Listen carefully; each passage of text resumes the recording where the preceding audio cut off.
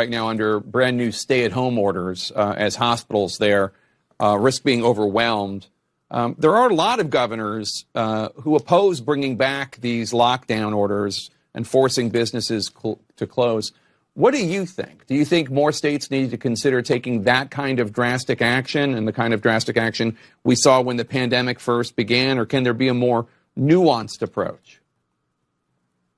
Well, certainly mask wearing has essentially no downside. They're not expensive. Bars and restaurants in most of the country will be closed as we go into this wave. And I think, sadly, that's appropriate.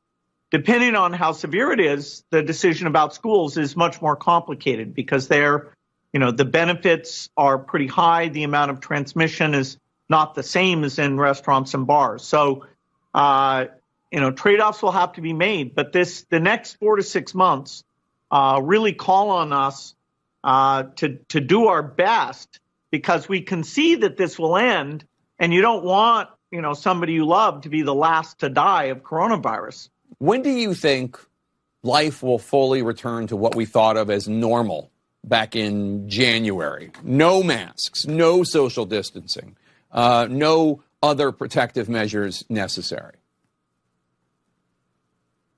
Certainly by the summer, we'll be way closer to normal than we are now. But even through early 2022, unless we help other countries get rid of this disease and we get high vaccination rates in our country, the risk of reintroduction will be there. And of course, the global economy will be slowed down, which hurts America economically in a pretty dramatic way.